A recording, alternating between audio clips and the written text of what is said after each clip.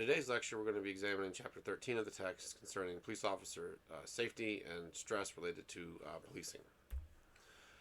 So first, we'll just look at the concept of stress, what it means, applications that apply to policing, but also applications that apply at any job or really any aspect of our lives and interacting in society. The two major types of stress are physiological stress, so the actual physical effects that happen, high blood pressure, heart attacks, ulcers, things like that. Then you also have the psychological effects, which are typically more internal. The the thoughts, anxiety, depression associated with policing, some of the aspects, things that they face, things that they see, and also what the role and effect that the police's changing place in society has on police officers. Now there are two types of stress. The first can be good stress, and you might have felt this if you've had any sort of competition through a sporting event or mental challenges, or some tasks that you were assigned and you really just sort of got jazzed while you were doing it. It's a fun challenge.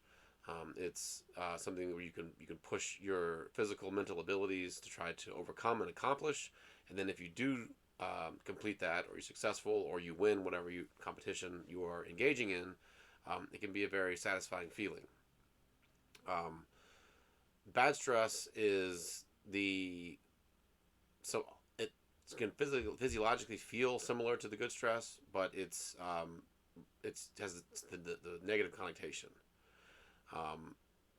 It can manifest in a lot of different ways, the physical symptoms, the psychological symptoms, but when it's not, unlike the good stress, the bad stress is combined with sort of negative punishment for what's happening, what the person is engaging in, and it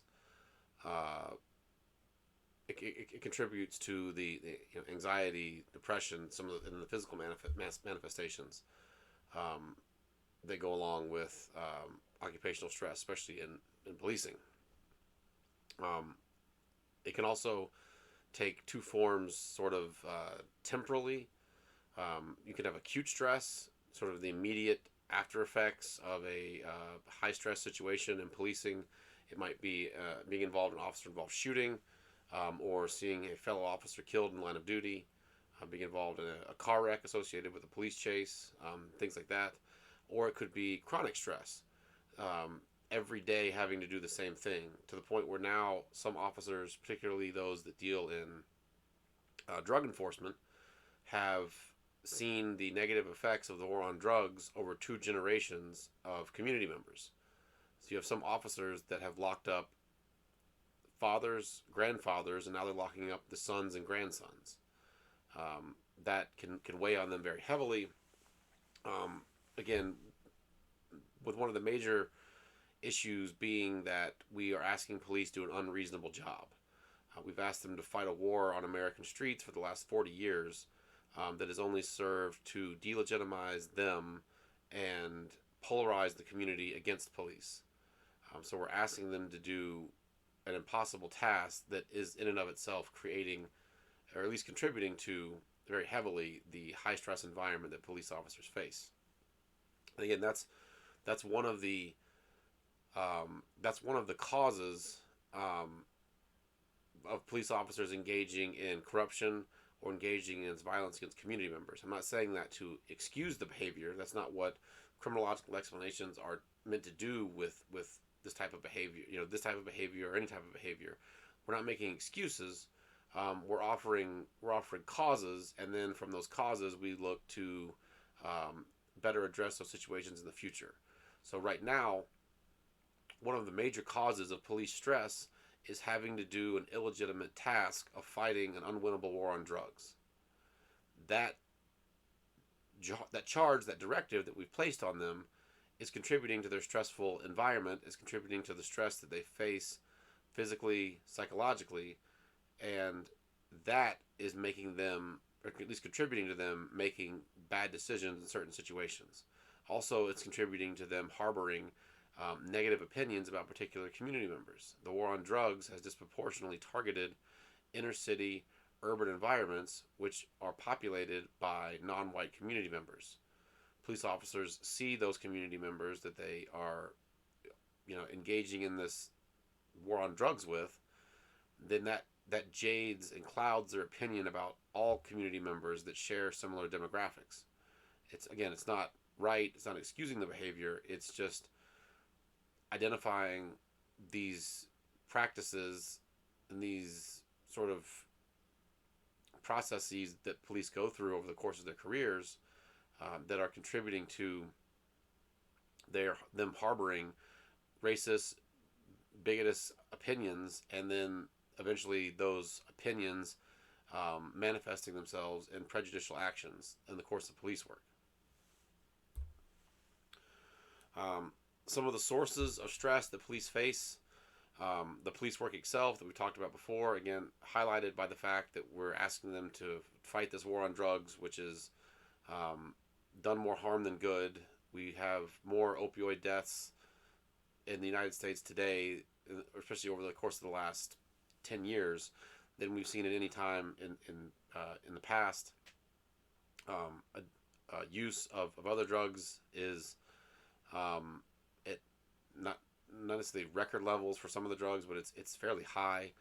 And we've also seen a sociological split about the legality of marijuana, to the point where now there are several states.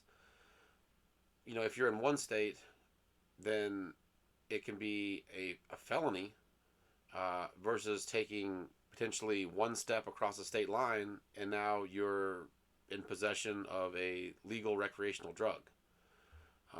Especially with some of the developments in the product line for marijuana, things like, really in most jurisdictions that still have criminal prohibition of marijuana products, any kind of manufactured product, whether that's edibles that have the marijuana infused into them, or any kind of concentrate or extract product, are considered manufactured drugs and felonies, as opposed to just having a misdemeanor for a small amount of marijuana.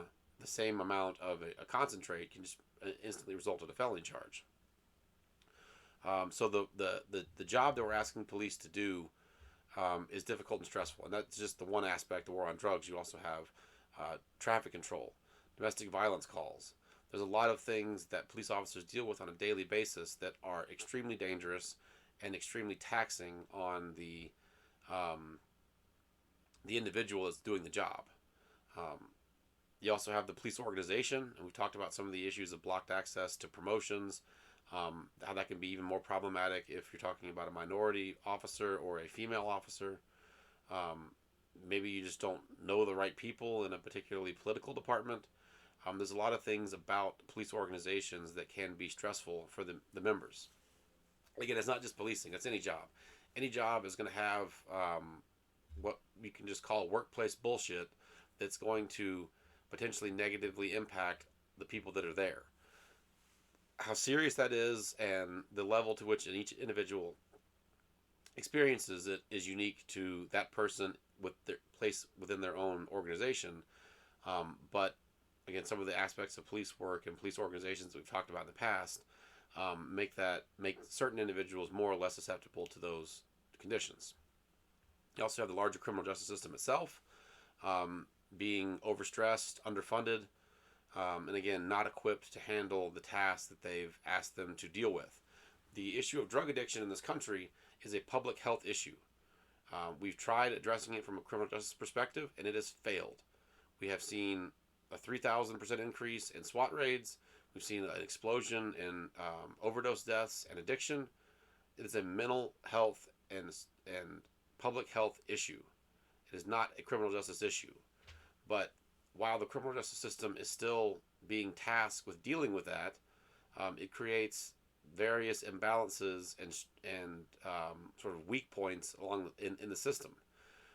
Police seeing people that they arrest released on no bond before their trial, because the trial is going to take so long to happen. It would be um, you know potentially a cruel and unusual punishment violation, to keep someone incarcerated awaiting trial for 2 years.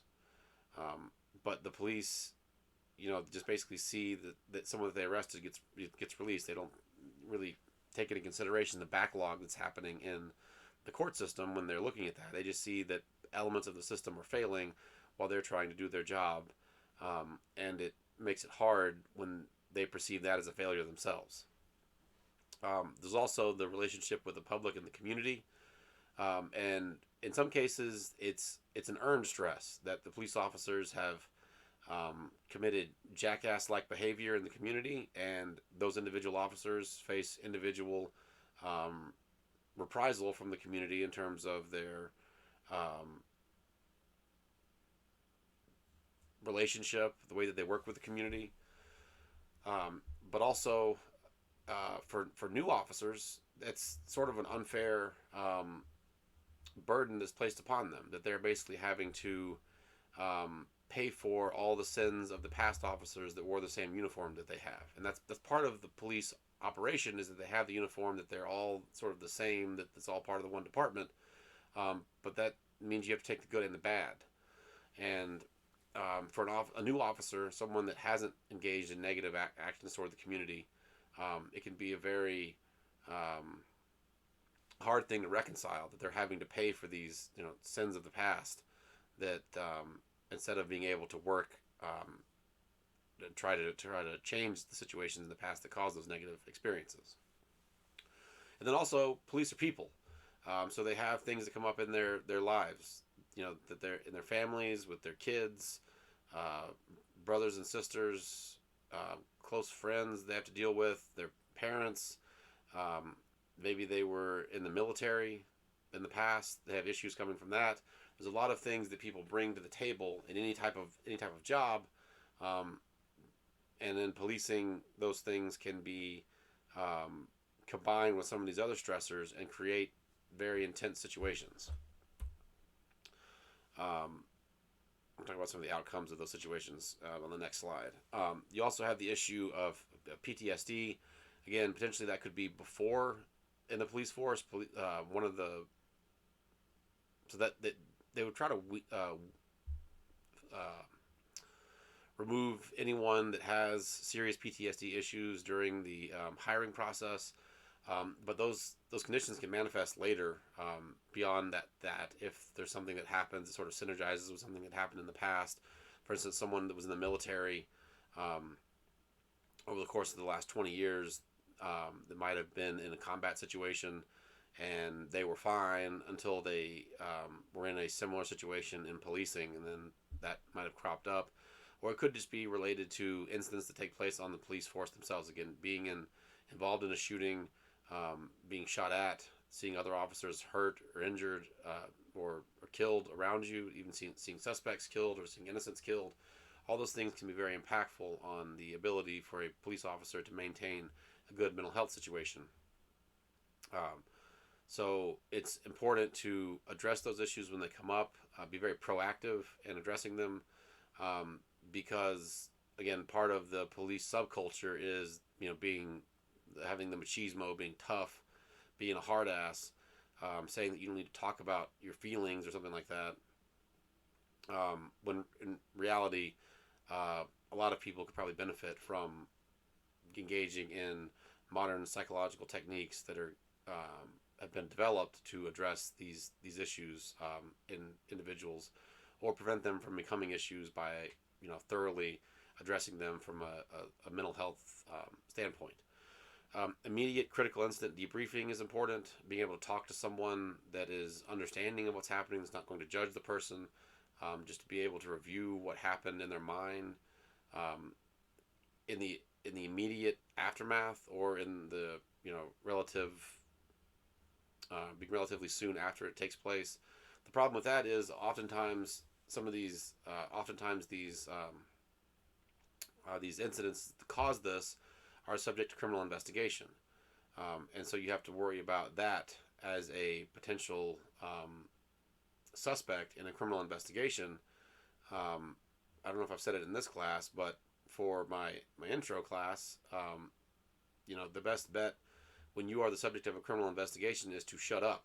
So talking to a mental health professional, which you may already be reluctant to, who works for the department that's investigating you, can be almost a Herculean ask for some of these officers that are have been in situations where they've experienced things that might contribute to post-traumatic stress disorder, but at the same time they have to worry about their own personal well-being related to being the subject of a criminal investigation, because it can be very difficult. Another important aspect is sensitization training throughout the course of someone's career, but starting early, starting to address these issues before they become something that they have to experience. Giving the officers the tool set to understand when a mental health crisis is taking place, or when a suspect is facing that, or where something is not necessarily right with what's going on. It's not just a criminal situation. There's a human aspect too, so that you can identify those situations and deal with them before they end up becoming potentially violent or lethal situations. But in the case where that does have to happen, the officers are going to have the tools of empathy to better handle the aftermath, the outcomes of those situations. Also having access to individuals within the police subculture that have potentially experienced those things in the past can be very beneficial. To let the officers talk to someone that they don't feel as being full of shit. Again, another colloquial term of police subculture with reference to mental health professionals. A lot of times, it's easier to talk to another officer than to talk to a doctor or to talk to a clinician that is specializing in that hasn't been through some of the situations that potentially caused the negative outcome. So all the three of these things taking place in the immediate aftermath, before a problem, or as a problem is sort of working itself out, are very important for the officers involved. Because there can be a lot of negative consequences of the stressors of police work. And I'm not asking you to play a somber fiddle for all the police officers that engage in corrupt behavior and then have to face repercussions. I'm talking here about good officers that are beaten down or broken by the stressors that they face that are unavoidable in the current situations and systems that we have in place for police operations. We see increased levels of alcohol abuse, of other drug abuse, which is especially problematic because that can really compromise an officer's ability to do their jobs if we are asking them to fight a war on drugs while they themselves are addicted to drugs. And that could even be an officer is injured on the job and then becomes addicted to painkillers during the rehab process. It's not always just the police officer stealing cocaine from a suspect and then snorting it on the dashboard. There can be much more innocent avenues that let some of these stressors take over an officer's life. We also see vastly increased rates of suicide for police officers compared to the general public. Some of the highest rates of any profession, of any social group.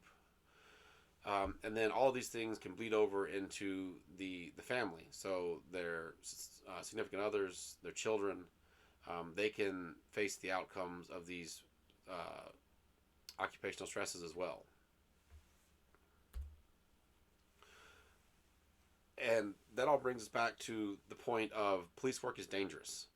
There are unavoidable things that make it dangerous, that are just the nature of police work. But there are some specific aspects of police work that are exceptionally dangerous. Three of the most dangerous aspects of police work are traffic control, which you might not necessarily think of, but standing on the side of the highway is very, very dangerous. Also, domestic calls. The people involved have known each other for a long time, and often that can breed situations where people are going to resort to violence at a much quicker rate than they would have in a situation where you're dealing with a stranger. You also have a lot of back history between the individuals the officer may or may not be aware of. So domestic violence calls are extremely, extremely dangerous for police officers. And then last, the issue of the war on drugs. Um, it's created a profit margin that makes it lucrative for these organizations to engage in the behavior of selling and distributing, trafficking drugs. And because of that, people are going to continue to do it. They're going to take the risk associated with it in an effort to make money. So because of that, and because of the economic conditions, particularly in inner city urban environments, there are going to be people willing to take those risks and engage in those behaviors. And as long as that profit margin is what it is, it's going to draw people into that. And if we ask police to, invoke the criminal justice system to try to stop this tide of addiction and drug use, we're going to see the same results that we've seen over the past 40 years, which is an explosion in the prison population, a proliferation in dangerous weapons on the streets, and the police being made to catch up in both cases. So that creates a very continued dangerous situation. And again, the last one, the issue with the drug raids and the drug enforcement, really serves to delegitimize police in a lot of community members' eyes. They see more problems from the police operations in their area than they potentially do some of the drug organizations.